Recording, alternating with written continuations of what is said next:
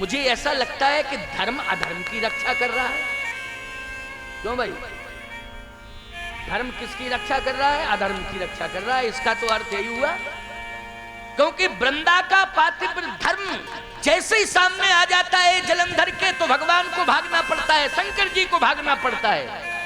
शंकर जी उदास होकर के, निराश होकर के भागना शुरू कर देते हैं। वो ये सोचते हैं कि मेरे ही प्राण संकट में आ गए। तो ये धर्म जो है अधर्म की रक्षा कर रहा है। पार्वती जी ने कहा अब तो और समस्या बढ़ गई महाराज, क्योंकि धर्म तो अधर्म को नष्ट करने के लिए आता है। क्यों भाई? धर्म किसके लिए होता है? अधर्म को नष्ट करने के लिए। लेकिन ये धर्म कैसा है? या तो ये धर्म नहीं है, और धर्म है तो कैसा धर्म है जो अधर्म की रक्षा कर रहा है? अच्छा एक बात बताओ, आप सब पुराने श्रोता हो और कुछ नए श्रोता भी बैठे हैं इनमें, जिन्होंने पहले से भी कथाएं सुनी हैं, कुछ नए तरीके से सुन रहे हैं कथा। कल्पना करिए आप, पातिव्रत एक धर्म होता है कि नहीं होता है? और वो धर्म स्वस्थ और स्वच्छ धर्म होता है कि नहीं होता है? नारी के जीवन में पातिव्रत धर्म है, इससे स्वच्छ और स्वस्थ धर्म क्या हो सकता है? तो वृंदा के जीवन में जो धर्म है पातिव्रत धर्म, वो स्वच्छ और स्वस्थ धर्म है, लेकिन अधर्म की रक्षा करने में लगा है। भाई बात तो यह है कि जलंधर जो है उसका पति है, और पति में राक्षसत्व है। तो पार्वती जी ने कहा मेरी समझ में यह नहीं आ रहा है कि ये वृंदा का पातिव्रत धर्म अन्यायी पति की रक्षा तो कर रहा है, लेकिन वृंदा का पातिव्रत धर्म जलंधर के राक्षसत्व को क्यों नहीं समाप्त कर रहा है?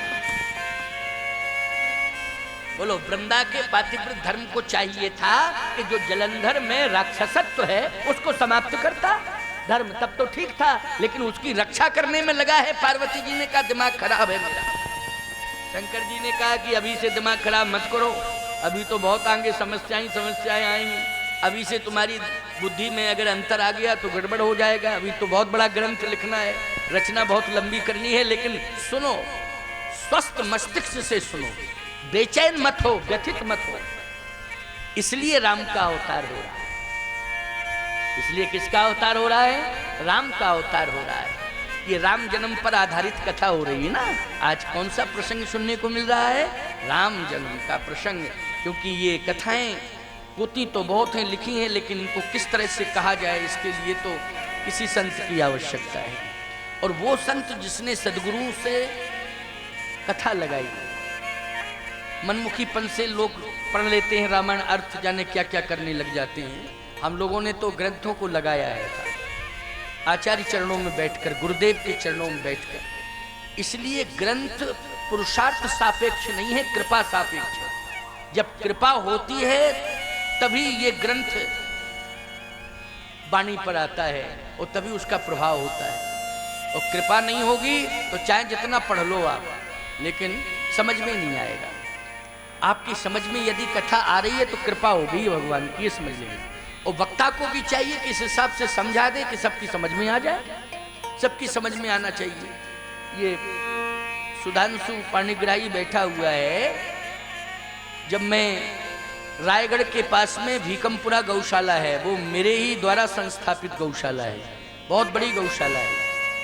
सन 2002 में जब मैं उस ग्राम में यज्ञ हुआ तो उसमें पुरी शंकराचार्य श्री निश्चलानंद सरस्वती जी और मैं दोनों थे उस कार्यक्रम में। कहाँ? जिसके जन्मभूमि में, ये रायगढ़ के पास में चंद्रहासिनी माँ के पास में, ब्रह्मकेला सरिया के पास में भीकमपुरा पड़ता है। बहुत विशाल आश्रम बन गया है, बहुत बड़ी गौशाला है, शिक्षण संस्थान भी खुल गया उसमें। जब 2002 में गए तो वहाँ कुछ नहीं था, मैदानी भूभाग था। यज्ञ हुआ उसमें, जगत गुरु पुरी वाले और मैं दोनों लोग गए, दोनों संत पहुंचे वहाँ। ये 10 वर्ष की आयु थी इसकी, उस समय छोटा बच्चा था। तो इसको आज भी याद है, आज दिन में कह रहा था मेरे कमरे में बैठा बैठा कि महाराज जी हम तो बच्चे थे, हमें कुछ ज्ञान नहीं था, लेकिन आपका वो प्रसंग और वो उदाहरण हमें आज भी याद है। हमका कौन से? तो इसने बताया। मैंने कहा देखो सरल भाषा में बोले, आपके उदाहरण मेरी समझ में आ गए और आज भी वो मेरे मस्तिष्क में मैं भूल नहीं पा रहा हूँ। मैंने कहा क्या सुनाया था? तो सुनाया तो मुझे भी याद आ गया कि हाँ हाँ ये तो मैं कहता भी हूँ, समय समय पर कहता हूँ। तो ये 10 वर्ष का बच्चा था। इसका मतलब है कि मैंने जो भी उदाहरण दिए थे वो 10 वर्ष के बच्चे के मस्तिष्क में थे, वो समझदारी में थे, तब तो उसकी समझ में आया, आज भी याद है। शंकराचार्य जी ने जो वेदांत परक चर्चा की, बहुत अच्छी चर्चा की थी, लेकिन आज तक पता ही नहीं कि क्या चर्चा की थी। चर्चा बहुत महत्वपूर्ण हुई थी, बड़े विद्वान महापुरुष हैं वो, लेकिन समझ में नहीं आया। तो मेरा मतलब यह है कि कल्याण तो संत के दर्शन से ही हो जाता है, वाणी की तो अलग बात है, लेकिन बात वो भी होनी चाहिए जो बच्चे भी समझ लें। क्योंकि बूढ़ों को तो क्या समझाना, ये तो समझे समझाए हैं, इनको तो हमें मुक्ति के मार्ग पर पहुंचाना है, बस इतना पर्याप्त है। लेकिन पूरे आध्यात्म का भविष्य और देश का भविष्य, समाज का भविष्य बच्चों पर टिका हुआ है, यही हमारे देश के भविष्य हैं। अगर इनकी समझ में कथा आ गई तो निश्चित है हमारी राम कथा सफल हो गई, हमारा जीवन सफल हो गया। मेरा प्रयास ये रहता है कि बूढ़े तो समझें लेकिन बच्चे भी समझ लें, ये मेरा प्रयास है। यहाँ भगवती पार्वती जी ने कहा कि महाराज धर्म को ये चाहिए था कि राक्षसत्व को समाप्त कर देता है, लेकिन वृंदा का पातिव्रत धर्म राक्षसत्व को समाप्त नहीं कर पाया।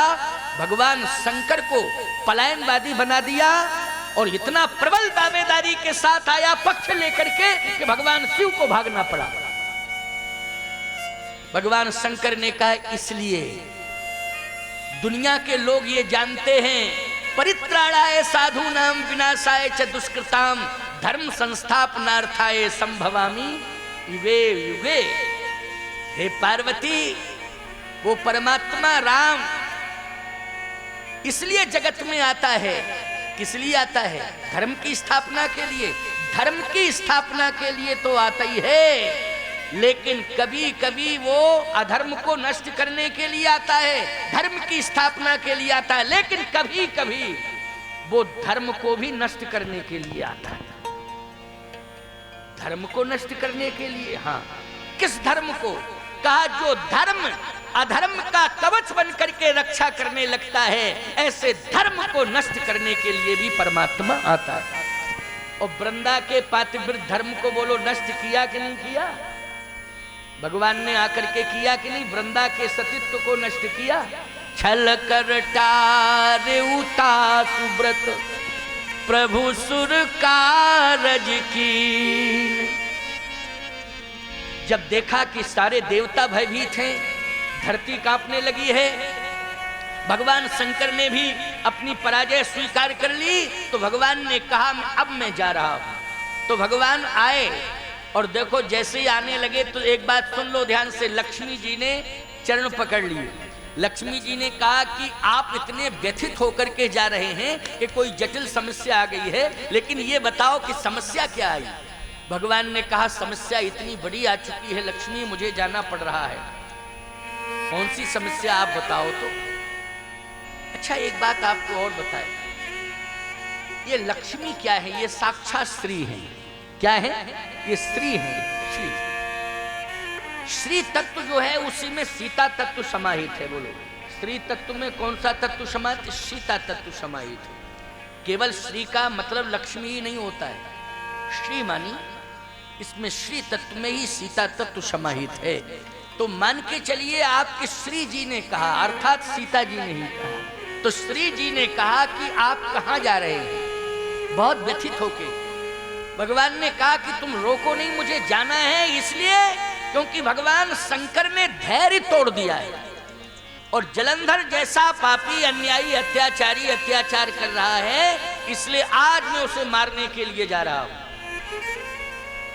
श्री जी ने कहा कि आप उसको यहीं से मार सकते हैं, जाने की कोई जरूरत नहीं है, आप यहीं से मार सकते हैं। भगवान ने कहा नहीं नहीं, मुझे जाना पड़ेगा, उसको मैं यहां से नहीं मार पाऊंगा।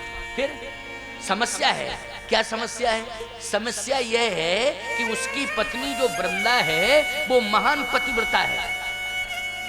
अच्छा अच्छा, तो करती क्या है? वो यही तो कर रही है, उसका पातिव्रत धर्म उसकी रक्षा कर रहा है। तो आप जलंधर को मारने जा रहे हैं कि आप पातिव्रत धर्म को मारने जा रहे हैं, ये समझ में नहीं आ रहा है। भगवान ने कहा अब तुमने ठीक पूछा, पहले मैं धर्म को मारूंगा, पहले मैं धर्म को नष्ट करूंगा, इसके बाद जलंधर को नष्ट करूंगा। तो किसके धर्म को? का वृंदा के पातिव्रत धर्म। श्री जी ने कहा मुझे ये पसंद नहीं है, आपको बदनामी मिलेगी। आप जैसा चरित्रवान संसार में कोई दूसरा नहीं है, आप जैसा आदर्शवादी संसार में कोई दूसरा नहीं है। आप जाएं और उसके पातिव्रत धर्म को नष्ट करें, अपकीर्ति आपको मिलेगी, अपयश मुझे भी मिलेगा। भगवान ने कहा सुनो, समस्या बड़ी जटिल है। जब धर्म अधर्म की रक्षा करने लगता है तो ऐसे धर्म को मैं चैलेंज देता हूं। इसका मतलब कभी प्रभाव का दुरुपयोग नहीं करना चाहिए व्यक्ति को। बोलो, प्रभाव का दुरुपयोग करना चाहिए क्या? जैसे भगवान की कृपा हो जाए, लक्ष्मी जी की कृपा हो जाए, आपको धन मिल जाए, लेकिन धन का आप यदि दुरुपयोग करने लग जाएं तो याद रखना उस धन को नष्ट करने के लिए भगवान को प्रयास करना पड़ेगा। समझ गए हो कि नहीं? किसको प्रयास करना पड़ेगा? भगवान को प्रयास करना पड़ेगा। और यही प्रयास रहेगा भगवान का कि लक्ष्मी को बुलाएंगे, आ जाओ मेरे पास। अब वहां रहने की आवश्यकता नहीं है। इसलिए कभी भी आपको न धन का दुरुपयोग करना चाहिए, न पद का दुरुपयोग करना चाहिए। पद का और धन का कभी भी दुरुपयोग नहीं, सदुपयोग करना चाहिए। सदुपयोग करो। भगवान ने कहा कि वृंदा ने अपने पातिव्रत धर्म का दुरुपयोग किया। वृंदा को चाहिए था कि अपने पातिव्रत धर्म की ताकत लगा देती कि राक्षसत्व पति का समाप्त कर देती, लेकिन राक्षसत्व तो समाप्त कर नहीं पाई। देवताओं को परेशान करना शुरू कर दिया उसके पति ने। भगवान शंकर उनको भी चैलेंज दे दिया। अब मैं जा रहा हूं। श्री जी ने कहा महाराज एक बात सुन लीजिए, पतिव्रता तो है वो, हाँ है पतिव्रता, और पतिव्रता यदि है तो उसका धर्म, पातिव्रत धर्म आपको भी मुसीबत में ला देगा। भगवान ने कहा कि मैं भक्तों के पीछे, संतों के पीछे मुसीबत लेता हूं। किसके पीछे? जब भक्तों के ऊपर, संतों के ऊपर मुसीबत आती है तो मैं उनकी मुसीबत को लेता हूं। क्या मुसीबत आएगी? लक्ष्मी जी ने कहा, श्री जी ने कहा कि आप उसकी पत्नी के साथ छल करेंगे तो वो जलंधर राक्षस आपकी पत्नी के साथ छल करेगा। भगवान ने कहा हाँ करेगा तो बस कुछ नहीं, रामा अवतार होगा और यही कंडीशन आएगी, ये जलंधर मरेगा और रावण बनेगा। बोलो, जलंधर मर के क्या बनेगा? रावण बनेगा। और जब जलंधर मर के रावण बनेगा तो मैं आपके साथ सीता बनूंगी, श्री जी ने कहा। और जब मैं सीता बनूंगी तो ये हरण करेगा। रावण क्या करेगा? बोलो, हरण करेगा। और जब रावण हरण करेगा तो आपके सामने मुसीबत आएगी कि नहीं आएगी? भगवान ने कहा ये भी मैं सह लूंगा, ये भी मैं सह लूंगा, लेकिन भगवान शंकर का अपमान, देवताओं का अपमान, पृथ्वी का अपमान, गौ का अपमान और भक्तों का अपमान मैं सह नहीं सकता हूं। मुझे कितना ही कष्ट उठाना पड़े मैं कष्ट उठा लूंगा, लेकिन मैं जाऊंगा। श्री मुझे रोकने की कोशिश मत करो, मैं जाऊंगा। श्री जी ने कहा ठीक है महाराज आप जाइए, लेकिन बदनामी तो होगी। भगवान ने कहा बदनामी इसलिए नहीं होगी क्योंकि क्रिया देखने में तो निकृष्ट लगेगी, क्रिया देखने में निकृष्ट लगेगी, लेकिन जब क्रिया का उद्देश्य निकल के आएगा तो उत्कृष्ट आएगा। उद्देश्य कैसा आएगा? उत्कृष्ट आएगा। अच्छा बोलो भाई, क्रिया देख करके ही आप टिप्पणी मत करना। जब तक उसका उद्देश्य निकल के ना आ जाए तब तक टिप्पणी करने का कोई अधिकार नहीं है। लेकिन उद्देश्य अगर निकल के आता है, उत्कृष्ट उद्देश्य, तो फिर क्रिया का कोई महत्व नहीं रह जाता है। महत्व रह जाता है क्या? कोई महत्व नहीं रह जाता है। जैसे मैं एक उदाहरण दे रहा हूं, गाय के पेट में बच्चा है और वो बच्चा फंस गया है तो उसको निकालना है। अब निकालने वाली क्रिया निकृष्ट है, बोलो है निकृष्ट कि नहीं? लेकिन अगर गाय माता बच गई और बच्चा भी बच गया तो ईमानदारी से बताओ उद्देश्य उत्कृष्ट था कि नहीं था? बोलो, गाय को मारने का उद्देश्य था कि बचाने का उद्देश्य था? ये बताओ। गाय को बचाने का उद्देश्य था, इसलिए बचाने के उद्देश्य से ये क्रिया की गई है। इसलिए कभी कभी क्रिया देखने में तो निकृष्ट प्रतीत होती है, लेकिन उसका जो उद्देश्य निकल के आता है वो बड़ा ही परम पवित्र होता है। तो भगवान ने कहा, लक्ष्मी श्री मेरी क्रिया देखने में तो निकृष्ट प्रतीत होगी, लेकिन उसका जो उद्देश्य निकल के आएगा वो बड़ा परम पवित्र उद्देश्य निकल के आएगा, बड़ा उत्कृष्ट उद्देश्य निकल के आएगा, और तुम सुन करके आश्चर्य करोगी और प्रसन्नता व्यक्त करोगी, मेरे पर विश्वास करो। श्री जी ने कहा, मुझे तो आप पर पूरा पूरा विश्वास है। अच्छा, यही हुआ भाई कि भगवान गए। देखो, राम जन्म में एक घटना ये भी है, जलंधर का प्रसंग वृंदा का, बोलो है ना। एक कल्प की कथा ये भी है कि जलंधर जो है रावण बना, और जब जलंधर मर के रावण बना तो फिर भगवान को क्या बनना पड़ा, निर्गुण ब्रह्म को सगुण बन के राम बन के आना पड़ा कि नहीं आना पड़ा, राम बन के आना पड़ा। ये राम जन्म में एक कथा ये भी जुड़ती है, लेकिन इसका 5 मिनट का विस्तार है, और सुनिए, इसके बाद आगे कथा चलेगी। भगवान पहुंचे, हुआ यह कि भगवान ने वृंदा के साथ छल किया, और जैसे ही वृंदा के साथ छल हुआ तो वृंदा समझ गई, उसकी आंखों में क्रोध आ गया। उसने कहा, मैं श्राप देती हूं, तुम पत्थर हो जाओ, क्योंकि तुम्हारी बुद्धि में जड़ता आ गई है। जो जड़ बुद्धि के लोग होते हैं वही ये कार्य करते हैं, जिनकी बुद्धि में चैतन्यता है वो ऐसा कार्य नहीं करते हैं। इसलिए मैं श्राप देती हूं, तुम पत्थर हो जाओ, और पत्थर में भी काले पत्थर हो जाओ। भगवान मुस्कुराने लगे। तो वृंदा ने कहा, अरे मुस्कुरा रहे हो, श्राप सुनने के बाद तो गिलानी महसूस करनी चाहिए, लेकिन मुस्कुरा रहे हो। भगवान ने कहा, इसलिए मुस्कुरा रहा हूं कि तूने अपनी साधना का दुरुपयोग किया, तूने अपनी तपस्या का दुरुपयोग कर दिया।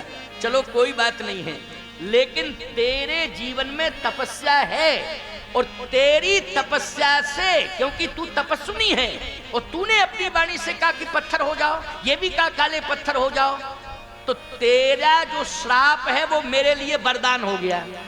क्या वरदान हो गया? बोले, अभी तो मेरा नारायण का रामा अवतार होना था, लेकिन तूने अब एक अवतार और कर दिया है, शालिग्राम अवतार कर दिया है। बोलो शालिग्राम भगवान की। और याद रखना, रामा अवतार में तो राम की प्रतिष्ठा मंदिरों में होगी, तो उसमें प्रतिष्ठा की रचना करनी पड़ेगी, लेकिन शालिग्राम का अवतार तेरे प्रयास से हो रहा है, इसमें प्रतिष्ठा की जरूरत नहीं, बिना ही प्रतिष्ठा के प्रतिष्ठा होगी। और बड़े बड़े मंदिर बनाए जाएंगे, लेकिन सबसे पहले पूजा होगी तो शालिग्राम की होगी, अभिषेक होगा तो शालिग्राम का होगा, और सबसे ज्यादा महिमा होगी तो शालिग्राम की होगी, और चरणोरक लिया जाएगा तो शालिग्राम का लिया जाएगा। बोलो, सारी दुनिया चरणोरक लेती है, राम जी का लेती कि शालिग्राम का? जल्दी बोलो। शालिग्राम भगवान का चरणोदक मंदिरों में शालिग्राम का ही दिया जाता है।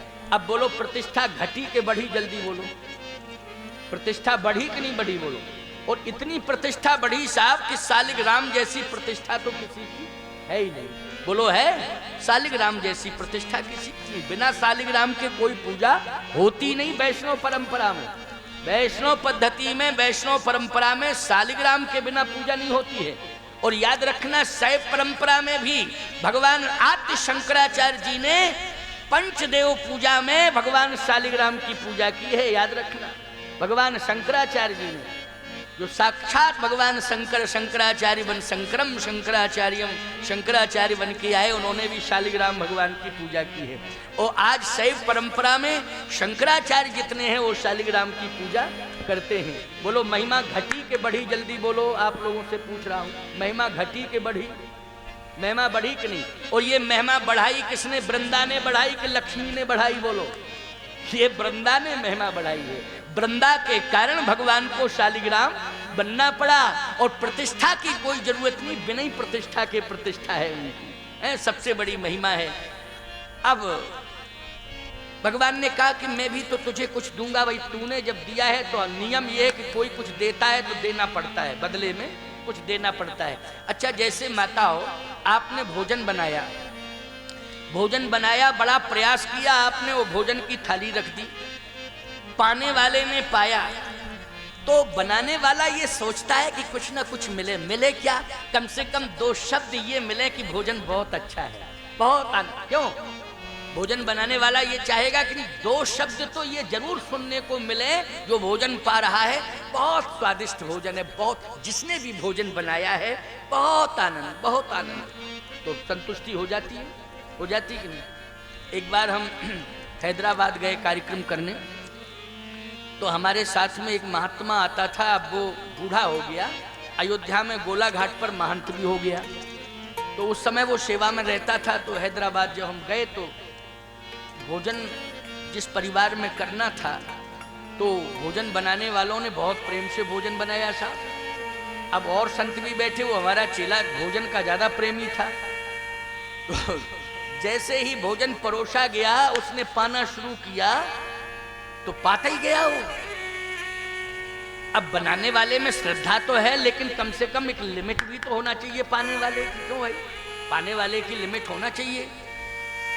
लेकिन सबने भोजन किया, भोजन लोग कर चुके और वो बैठा पाए, तो परोसने वाला बोला बीच में पानी पी लिया करो। अरे बोले बीच आवे तब ना पिए पानी। क्यों भाई, बीच आएगा तब पानी पिया जाए। अब हम बैठे, हमने कहा आचमन कर। बोले गुरुजी जब तक तृप्त नहीं हो जाऊंगा तब तक कैसे करूं। मैंने कहा ये भोजन के पीछे पड़ गया। अच्छा, परोसने वाले ने कहा कि हम भोजन करा के रहेंगे, चाहे जितना, भाई भोजन की थाली पे कोई बैठा है तो ऐसा थोड़ी है कि भोजन हम कराएंगे। वो भोजन आता गया, वो पाता गया। हमने कहा क्यों, कितनी पूड़ियां पाली है। बोले महाराज अभी तो 35-36 पाई। हमने कहा और पाएगा क्या। बोले नेता पूरा देश खा गए, हम पूड़ियां खा रहे हैं, हम कोई देश थोड़ी खा रहे हैं, हम तो पूड़ियों पर ही अपना आनंद ले रहे हैं। तो कहने का तात्पर्य मेरा ये है कि जीवन में हमें इस बात पर विचार करना है कि हम इस बात को सोचें कि जो कार्य हम कर रहे हैं भले ही देखने में निकृष्ट लग रहा है लोगों को, लेकिन उसका जो उद्देश्य समाज में निकल के आया, अगर वो उद्देश्य उत्कृष्ट हो गया तो निश्चित रूप से हमारा किया हुआ कार्य सफल हो गया। जीवन में हमें उद्देश्य पर विचार जरूर करना चाहिए। बिना उद्देश्य के कभी किसी का कल्याण नहीं हो सकता। पवित्र उद्देश्य होना चाहिए। कार्य करने के पहले पवित्र उद्देश्य पर विचार करना चाहिए। वृंदा ने कहा कि आप क्या देंगे। भगवान ने कहा तुमने मुझे पत्थर बनाया, अब मैं भी तुम्हें बदले में दे रहा हूं, तो आप देंगे क्या। भगवान ने कहा तुमने कहा पत्थर हो जाओ, तो मैं तुम्हें श्राप दे रहा हूं, लेकिन मेरा भी श्राप तुम्हारे लिए वरदान होगा। कौन सा श्राप। भगवान ने कहा तुम घास हो जाओ। वृंदा बोली घास की कोई कीमत नहीं होती। घास की क्या कीमत होती है बताओ भाई। भगवान ने कहा तू पतिव्रता है, घास की इतनी बड़ी कीमत होगी कि संसार वाले तुझे अगर घास मानेंगे तो अपराध से जुड़ जाएंगे, और तेरी इतनी बड़ी महिमा होगी कि कोई तुझे अगर घास कहेगा तो वो अपराधी माना जाएगा। तो वृंदा ने कहा आखिर कौन सी घास। कहा तुलसी बनेगी। क्या बनेगी। तुलसी। और सुनो, शालिग्राम बिना तुलसी के नहीं रह सकते हैं, और जितने भी मठ मंदिर होंगे उनमें भले ही जो है पुष्प आदि ना हो चलेगा, फल भी ना हो चलेगा, लेकिन जब तक तुलसी नहीं पहुंच जाएगी तब तक बिना तुलसी के कोई भी देवता, चाहे कृष्ण हो, चाहे राम हो, चाहे विष्णु हो, ईमानदारी से बताओ बिना तुलसी के कोई पूजा मानी जाएगी, सारी पूजा अधूरी। वृंदा ने कहा महाराज लेकिन मुझसे भूल तो हुई है। भगवान ने कहा तुझसे भूल हुई है, तेरा पातिव्रत धर्म परिवर्तन नहीं कर पाया राक्षसत्व में। राक्षसत्व को समाप्त करना चाहिए था, लेकिन तेरा पातिव्रत धर्म अधर्म की रक्षा करने में लगा रहा, इसलिए तेरे सामने परिणाम आया। लेकिन आज मैं तुझे स्वीकार करता हूं। तो वृंदा कहती है महाराज मेरा चरण आपके श्री चरणारविंदों में समर्पण है। आपने बहुत बड़ी कृपा की है कि सदा सदा के लिए आपने मुझे स्वीकार कर लिया। तो शालिग्राम बने भगवान और वृंदा तुलसी बनी, और तुलसी और शालिग्राम का विवाह होता है। और तुलसी शालिग्राम ऐसे अभिन्न है कि कहियत भिन्न न भिन्न। बिना तुलसी के शालिग्राम अधूरे हैं और शालिग्राम के बिना तुलसी अधूरी है, इसलिए अभिन्नता है। तो भगवान के जन्म का एक ये भी कारण है कि जहां धर्म अधर्म की रक्षा करने में लग जाता है, तब भगवान को धर्म को नष्ट करने के लिए आना पड़ता है। कैसे धर्म को नष्ट करने के लिए? जो वृंदा का धर्म था कि अधर्म की रक्षा करने में लगा था। दूसरा भाव श्रीमद् भगवत गीता का है ही है। और मानस का भाव क्या है? बोले जब जब हो, जब जब हो धर्म की हानि, ओ बाढ़ही असुर अधम अभिमानी, तब तब प्रभुधर विविध शरीरा, हरहि कृपा निधि सज्जन पीड़ा। सज्जन मानी भक्त, भक्तों की पीड़ा का अंत करने के लिए भगवंत का अवतार होता है। और मैंने आपको बता दिया यही भक्तों की पीड़ा है। क्या? कि गौ का अपमान, भगवान का अपमान, धरती पर अनाचार अत्याचार, यही भक्तों की पीड़ा है और कोई पीड़ा नहीं है। भक्त इसी में परेशान है। और भगवान, एक बात आपको बताएं, भक्तों के कारण भगवान भी परेशानी लेते हैं। बोलो, लेते हैं कि नहीं लेते हैं? भक्त रोते हैं तो याद रखना, भगवान जब जन्म लेते हैं तो भगवान को भी रोना पड़ता है कि नहीं? सुन बचन सुजाना रोदन ठाना, अभी कथा आएगी। सुन बचन सुजाना रोदन ठाना, होए बालक सुर भूपा। तो बोलो, भगवान को रोना पड़ता है कि नहीं? और जब भगवान रोते हैं, जन्म लेते हैं और रोते हैं, तो ईमानदारी से बताओ, हर्षित महतारी मुनिमनहारी अद्भुत रूप हर्षित